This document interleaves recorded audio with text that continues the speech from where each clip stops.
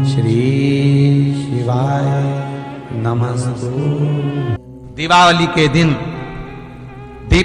के दिन कर्जे से मुक्ति पाने के लिए, व्यापार की वृद्धि के लिए केवल एक काम करिए, केवल एक काम। महाराज, दीपावली की रात्रि को ठीक 11:30 से 12:30 के बीच में मध्य बिंदु रात्रि, पीपल अगर पास में हो तो पीपल, आंवला पास में हो तो आंवला, बेलपत्र पास में हो तो बेलपत्र, इन 3 वृक्ष जो आपके पास में हो, जो नजदीक में हो, लगाना एक ही के नीचे है। ये नहीं कि तुम तीनों के पास पहुंच जाओ, लगाना एक ही वृक्ष के नीचे।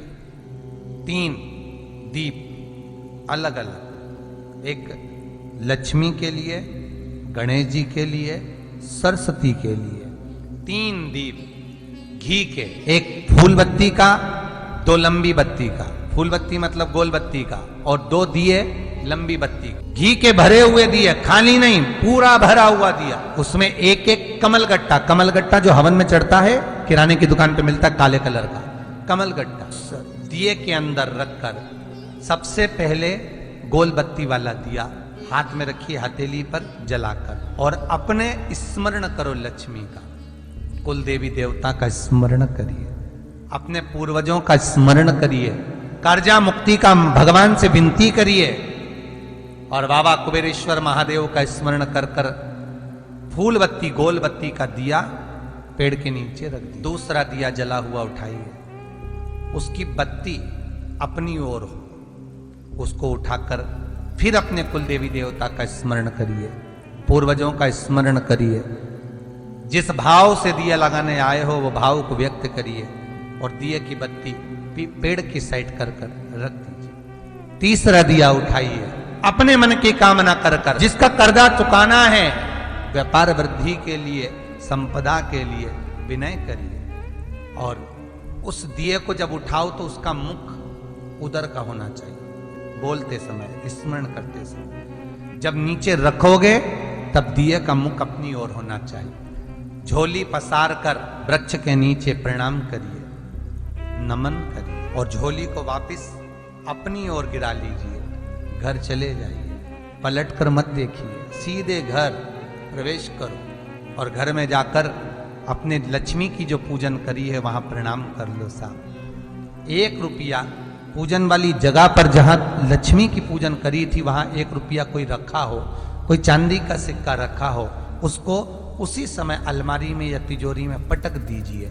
जिंदगी में कभी संपदा की कमी नहीं आ सकती, कितना भी कर्जा होगा, माता लक्ष्मी, गणेश और सरस्वती, भगवान कुबेरेश्वर महादेव साल भर के अंदर ऐसा व्यापार खींचेंगे कि तेरा कर्जा चुक जाएगा। दूसरी बार तुझे पर कर्जा हो गई। कई लोगों के मन में संशय रहता है, एक बहुत बड़ा प्रश्न है, आपके बच्चे भी पूछेंगे, मम्मी ये लक्ष्मी जी किसकी पत्नी है? किसकी पत्नी है? भगवान विष्णु की।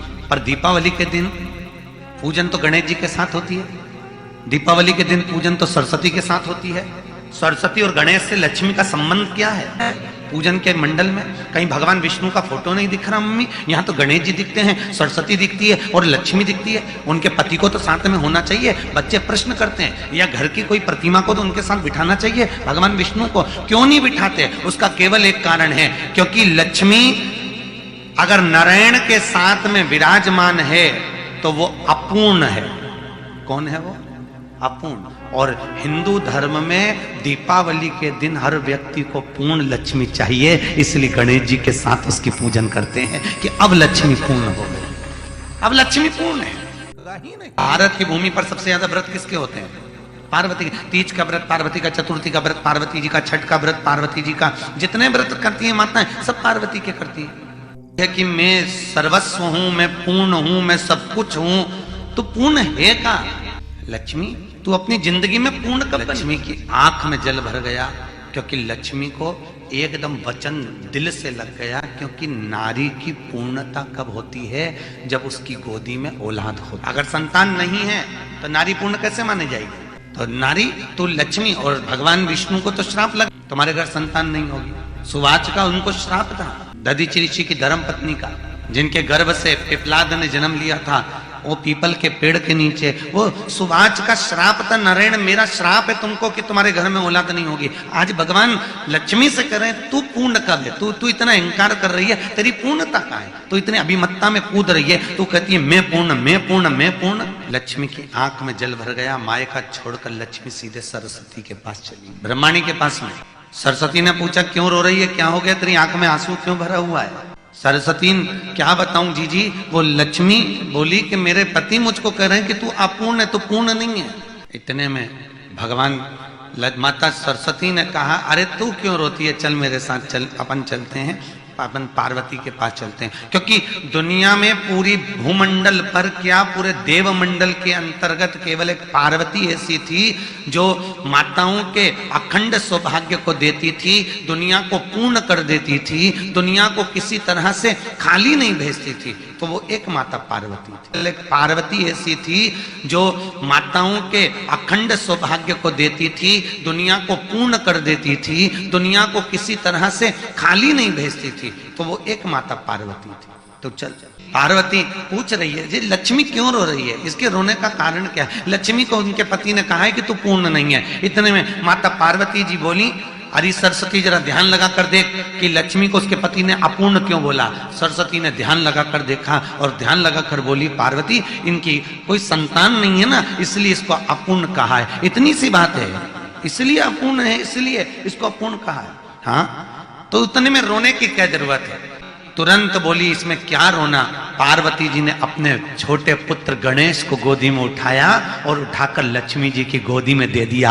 आज से ये तेरी औलाद, तेरा पुत्र है, आज से तू पूर्ण हो गई।